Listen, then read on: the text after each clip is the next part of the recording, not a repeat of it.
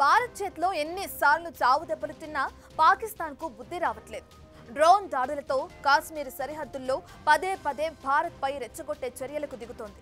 అసలు పాక్కు ఇంత ధైర్యం ఎక్కడిది? శత్రు దేశానికి ఇన్ని వందల డ్రోన్లు ఎక్కడి నుంచి వస్తున్నాయి అనే ప్రశ్నలకు వినిపిస్తున్న ఒకే ఒక్క సమాధానం టర్కీ. టర్కీ ఇచ్చిన డ్రోన్లతోనే భారత్పై దాడులకు తెగబడుతుంది పాకిస్తాన్. అసలు ఈ రెండు దేశాల మధ్య ఉన్న సంబంధాలేంటి? భారత్ చేసిన సాయాన్ని కూడా మరచి టర్కీ పాక్కు ఎందుకు ఆయుధాలు సాయం చేస్తుంది?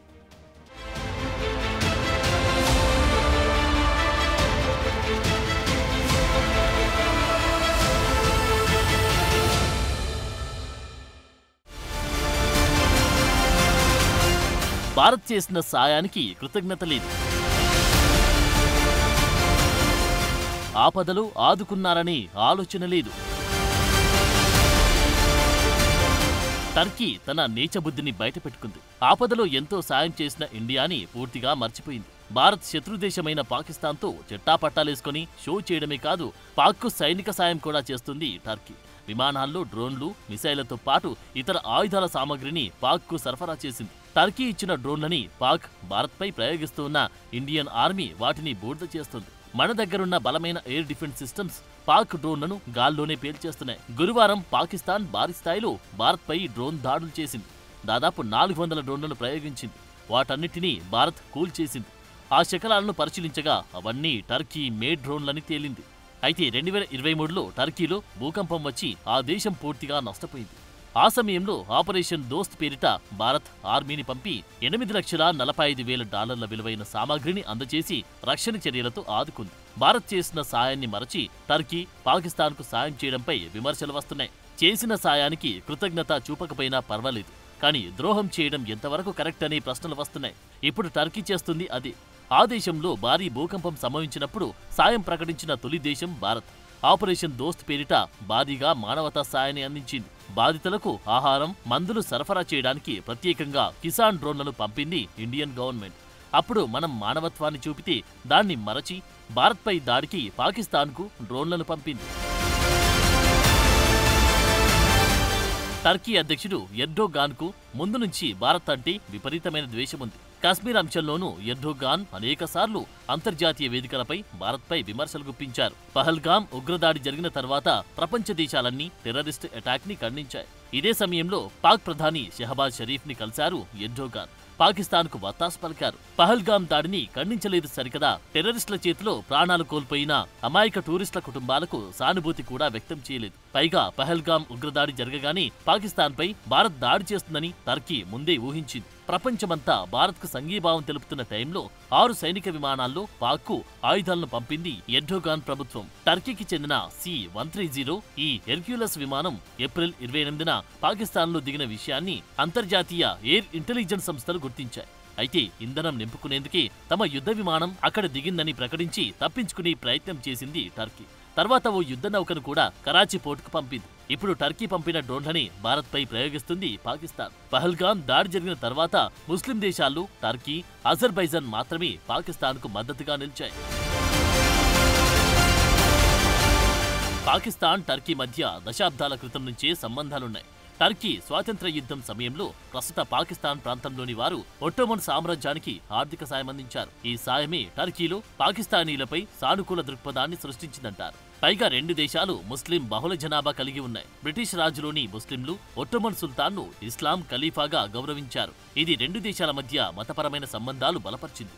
పాకిస్తాన్ స్థాపకుడు మహమ్మద్ అలీ జిన్నా, టర్కీ స్థాపకుడు ముస్తఫా కెమాల్ అటాటర్కీని ఆదర్శంగా భావించి పాకిస్తాన్ని ఆధునిక రాష్ట్రంగా అభివృద్ధి చేయాలని ఆకాంక్షించారు. టర్కీ రాజధాని అంకారాలోనూ జిన్నా పేరిట ఓ ప్రధాన రోడ్డు ఉంది.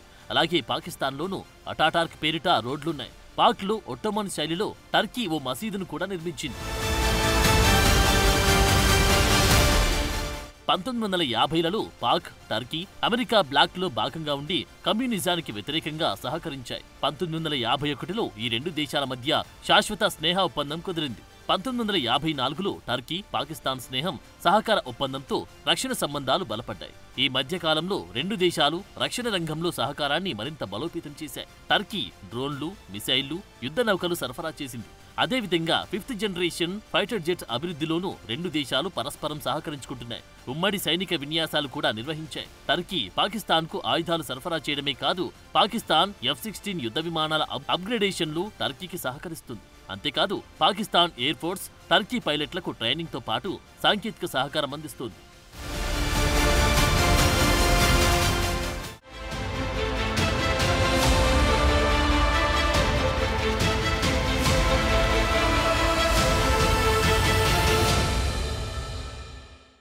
పెహల్గాం ఉగ్రదాడి తర్వాత కాశ్మీర్ సరిహద్దుల్లో ఉద్రిక్తతలు పెరిగిపోయాయి.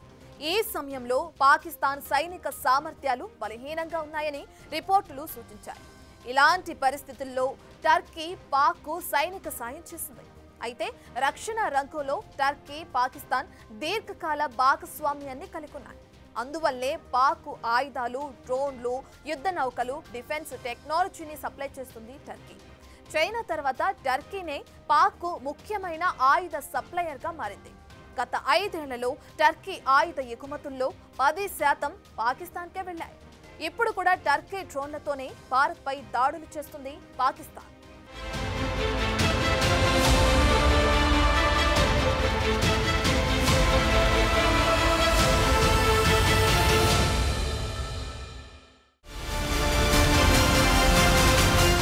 టర్కీ ఇచ్చిన డ్రోన్లతో కవ్వింపు చర్యలకు దిగుతూ పాకిస్తాన్ ఓవర్ యాక్షన్ చేస్తుంది. అయితే టర్కీ డ్రోన్లని, పాక్ మిసైలని ఇండియన్ ఎయిర్ డిఫెన్స్ సిస్టమ్ చాలా సులభంగా దెబ్బతీస్తున్నాయి. ఇప్పటి వరకు పాక్ వాడిన డ్రోన్లలో టర్కీ నుంచి దిగుమతి చేసుకున్న అసిస్గార్డ్, సొంగర్ డ్రోన్లే ఎక్కువగా ఉన్నాయి. వీటితో పాటు అనేక మిసైలని, ఎగిరే బాంబుల్ని భారత్ పైకి గురిపెట్టింది పాకిస్తాన్. అయితే భారత ఎయిర్ డిఫెన్స్ ని దెబ్బతీసేందుకు పాక్ మరో ఎత్తుగడ వేసింది. పెద్ద సంఖ్యలో పనికిరాని చౌకబారు మిసైలని, ఆయుధాలు లేని డ్రోన్లని కూడా భారత్ పైకి ప్రయోగించింది. మన ఎయిర్ డిఫెన్స్ సిస్టమ్స్ వాటిని కూల్చే పనిలో ఉన్నప్పుడు ఇతర డ్రోన్లు, మిసైళ్లు దాడులు చేస్తాయి. అలాంటి ఎత్తుగడల్ని కూడా భారత సైన్యం తిప్పికొట్టింది. ఇటీవలి కాలంలో యుద్ధాల్లో డ్రోన్లను భారీ సంఖ్యలో ఉపయోగించే పరిస్థితులు పెరిగాయి. 3 ఏళ్లకు పైగా సాగుతున్న రష్యా ఉక్రెయిన్ యుద్ధంలో డ్రోన్లదే కీలక పాత్ర. ఆ యుద్ధం నుంచి పాఠాలు నేర్చుకుని అతి త్వరగా సమర్థంగా ఆచరణలో పెట్టడం వల్లే ఇండియా పాకిస్తాన్ దాడుల్ని అద్భుతంగా తిప్పికొడుతుందని రక్షణ నిపుణులు చెబుతున్నారు. టర్కీ మేడ్ ఆసిస్గార్డ్, సొంగర్ డ్రోన్లు ఎంతో ప్రమాదకరమైనవిగా చెబుతున్నారు. దీని ఆపరేషనల్ రేడియస్ 3 కిలోమీటర్లు. ఇందులో ఆటోమేటిక్ మిషన్ గన్ ఉంటుంది. దానితో 200 రౌండ్స్ వరకు బుల్లెట్స్ ని పేల్చేందుకు వీలుంది. అంటే ఒక్కో డ్రోన్ అనేక మందిని చంపగలుగుతుంది. 2024లో దీనిని అప్గ్రేడ్ చేసి గ్రెనేడ్ ని కూడా ఫైర్ చేసే సామర్థ్యం కల్పించారు. 5 కిలోమీటర్ల రేంజ్ కలిగిన ఈ డ్రోన్లు గ్రౌండ్ టార్గెట్లని అత్యంత ఖచ్చితత్వంతో పేల్చేయగలిగే కెపాసిటీ దీనికుంది. డొమెస్టిక్ సెక్యూరిటీ, యుద్ధ సమయాల్లో వాడేందుకు దీనిని తయారు చేశారు. ఈ సొంగర్ డ్రోన్లు టర్కీ ఆర్మీలో 2020 నుంచి సర్వీస్లో ఉన్నాయి. కమ్యూనికేషన్ లాస్ అయినా, బ్యాటరీ సామర్థ్యం తగ్గిపోయినా దానంతట అదే వెనక్కి వచ్చేసే టెక్నాలజీ కూడా ఉంది. ఇంతటి ప్రమాదకరమైన డ్రోన్లని కూడా ఇండియన్ ఎయిర్ డిఫెన్స్ సిస్టమ్ సమర్థవంతంగా ఎదుర్కొంది. వాటిని గాల్లోనే పేల్చేసింది. పశ్చిమ దేశాల నుంచి సైనిక వాణిజ్యం పరిమితం కావడంతో టర్కీతో రక్షణ రంగ సంబంధాలు మెరుగుపరుచుకుంది పాకిస్తాన్. అంతేకాదు రెండు దేశాలు ద్వైపాక్షిక వాణిజ్యాన్ని $5 బిలియన్ పెంచాలని లక్ష్యంగా పెట్టుకున్నాయి.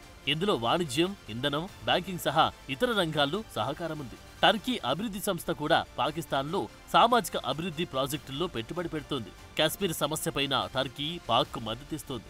ఐక్యరాజ్యసమితి ఆధ్వర్యంలో జనాభిప్రాయ సేకరణతో సమస్యను పరిష్కరించాలని వాదిస్తోంది. టర్కీ అధ్యక్షుడు ఎర్డోగాన్ సైతం ఐక్యరాజ్యసమితి సర్వసభ్య సమావేశంలోనూ పాకిస్తాన్ పార్లమెంట్లోనూ ఈ విషయాన్ని ప్రస్తావించారు. మరోవైపు పాకిస్తాన్ టర్కీకి సైప్రస్ సమస్యపై మద్దతిస్తోంది. ఆర్మేనియన్ జెనోసైడ్ ని గుర్తించడానికి నిరాకరిస్తుంది. 2023 టర్కీ భూకంపం సమయంలో పాకిస్తాన్ సాయం చేసింది. పాక్ నేవీ టన్నుల కొద్దీ సహాయ సామాగ్రిని సరఫరా చేసింది. వాస్తవానికి టర్కీ ప్రెసిడెంట్ ఎర్డోగాన్ ఇస్లామిక్ ప్రపంచంలో నాయకత్వ పాత్రను కోరుకుంటున్నారు. అందుకోసమే పాకిస్తాన్తో ఇంత సన్నిహితంగా మెలుగుతున్నారు. ఈ రెండు దేశాలు గాజా, పాలస్తీనా లాంటి అంతర్జాతీయ సమస్యలపైన ఉమ్మడి దృక్పథాన్ని కలిగి ఉన్నాయి. టర్కీ, పాక్ ఇస్లామోఫోబియా, ముస్లిం మైనార్టీల రక్షణపై ఉమ్మడిగా పనిచేయడం కూడా రెండు దేశాల సంబంధాలు బలపడ్డాయి. టర్కీకి భారత్తోనూ స్నేహపూర్వక సంబంధాలున్నప్పటికీ పాకిస్తాన్తో ఉన్న రక్షణ సహకారం ఇస్లామిక్ ప్రపంచంలో ప్రభావాన్ని పెంచేందుకు, ప్రాంతీయ సమతుల్యతను కాపాడేందుకు ఓ వ్యూహంగా భావిస్తున్నారు. అందుకోసమే పహల్గామ్ ఉగ్రదాడి తర్వాత భారత్ సైనిక చర్యలకు సిద్ధమవుతున్న సమయంలో పాకిస్తాన్ తన రక్షణ సామర్థ్యాలు బలోపేతం చేసేందుకు టర్కీ సాయం కోరినట్లు సమాచారం ఉంది. అయితే టర్కీ సైనిక సాయం భారత్లో విమర్శలకు దారితీస్తుంది. ముఖ్యంగా టర్కీ భూకంపం సమయంలో అందించిన సాయాన్ని మరిచి పాక్కు మద్దతుగా నిలిచిన టర్కీని బహిష్కరించాలని పిలుపునిస్తున్నారు.